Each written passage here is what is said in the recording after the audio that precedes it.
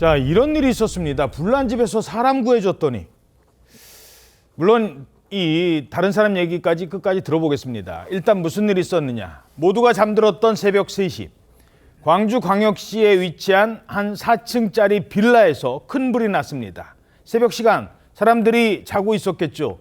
그래서 현장에 출동한 소방관들이 일일이 집집마다 문을 두드리면서, 뭐 작게 두드리면 되겠습니까? 크게 문을 막 두드리면서 주민들 보고 빨리 대피하라고, 빨리 나가라고 여기저기 뛰어다니면서 안내까지 해줬습니다.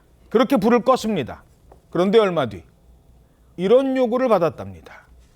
망가진 우리 집 현관문 배상해 주세요. 이건 어떤 일입니까? 네, 지난달 11일 새벽 3시경 광주광역시 한 빌라에서 화재가 발생을 했습니다. 그 당시에 그 새벽 시간대고 4층짜리 빌라 건물이었기 때문에 총 10가구 정도가 거주하는 곳에서 불이 나다 보니까 소방관들은 급히 인명피해를 방지하기 위해서 출동해서 집집마다 두들기면서 대피할 것을 이야기했었던 상황인데, 세게 쾅쾅쾅 두드려야죠. 네, 근데 6세대는 안에 인기척이 없었던 상황입니다.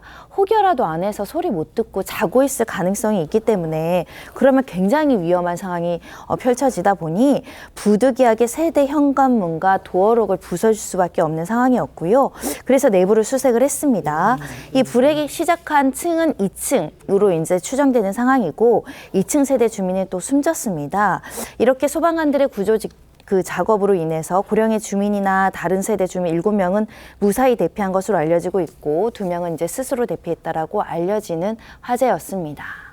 자, 그렇게 소방관들 덕분에 소방관들의 활약으로 안에서 잠자고 있던 못 모르고 그냥 주무시던 분들 다 깨워서 대피시켜 준 거예요. 그래서 피해를 막을 수 있었던 겁니다. 문 좀 부서진 게 뭐 됐습니까? 그런데 저 현관문 때문에 소방관들에게 문제가 생긴다고요? 맞습니다. 소방관들이 집집마다 물을 들였는데 그 인기척이 없는 가구가 6가구가 있었습니다. 쾅쾅 뚫어도 아무 소리도 없는 거예요. 그러니까 할 수 없이 사람이 있을지 모르니까 소방관들이 현관문을 부시고 들어갔습니다. 예. 확인한 것인데 화재가 끝난 이후에 그 현관문이 파손된 6가구 있지 않습니까? 이분들이 그 현관문을 물어내라고 요구를 했습니다. 그러니까 한 가구당 130만 원씩 6가구니까 한 800만 원 정도를 물어내라고 요구를 한 거예요. 800만 원을 물어내야 예, 돼요? 그런 얘기가 나오니까는 인터넷상에서 갑론을박이 벌어졌는데 소방 측은 뭐라고 하냐면 화재 진압과 인명 구조를 위해서 현관문을 파손할 수밖에 없다라고 이제 말하고 있는데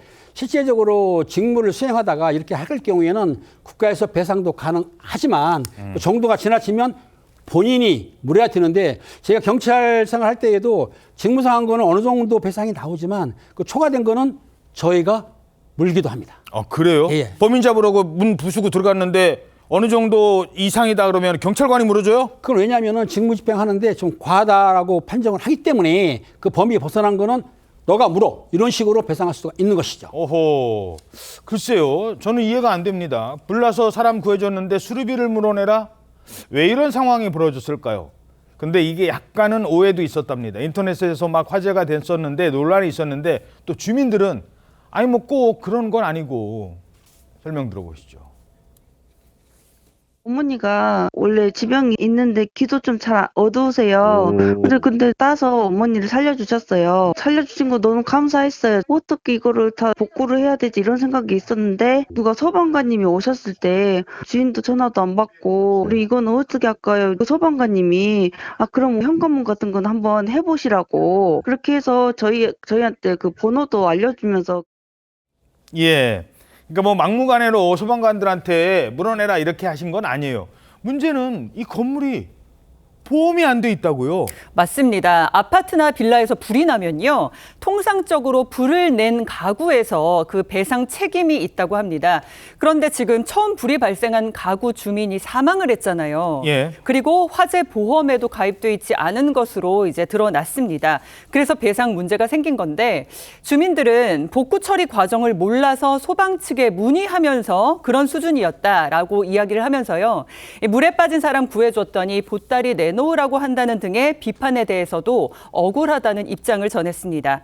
당연히 소방관들의 구조에 감사한 마음을 가지고 있다고도 덧붙였는데 그리고 피해 금액도 알려진 대로 800만 원이 아니라 500만 원 정도다라고 밝혔습니다. 예. 야, 이럴 때는 어떻게 해야 될까요? 그러면 소방관들이 불 끌 때 뭐 초인종 누르고 계세요? 이럴 수는 없는 거고 급한 상황에서는 문이라도 부수고 들어가야 되는데 보험은 안 들어있고 이거 어떻게 해요, 이런 건? 그러니까 이런 경우에는 이제 행정배상 책임보험이라고 해서 이제 소방 측에서 가입하는 보험이 있는데, 근데 사실 이 경우에 해당되기 위해서는 소방관이 이렇게 활동을 하면서 고의 또는 과실이 있어야 됩니다. 근데 이 사건 같은 경우에는 적법하게 이제 활동을 하던 활동을 해서 이제 발생한 피해이기 때문에 이런 경우에는 행정배상 책임보험의 대상이 되지는 않고요. 그럼 이런 경우를 대비해서 마련을 해둔 게 뭐 고의 또는 과실이 없는 경우, 그런 경우에는 손실보상 제도를 두고 있습니다. 그렇죠. 손해 말고 손실보상. 그렇습니다. 근데 이것을 이제 어쨌든 시에서 이제 예산을 편성을 해두는데 이게 1년에 이제 1,000만 원을 편성을 해놨는데 지금 뭐 알려진 바로 따르게 되면 이제 800만 원이라고 피해를 이제 주장을 하다 보니까 이게 80%에 이르지 않습니까? 그러다 보니까 이게 조금 과한 게 아니냐라고 해서 이제 좀 이렇게 비난이 있기는 했는데, 어쨌든 이 내용은 이 소방본부에서는 본인들이 이제 적법하게 활동을 하다가 발생한 피해라서 이런 부분을 보상하는 데 있어서는 뭐 전혀 문제가 없다, 이렇게 입장을 밝히긴 했습니다. 예, 잘 해결되길 바라겠습니다.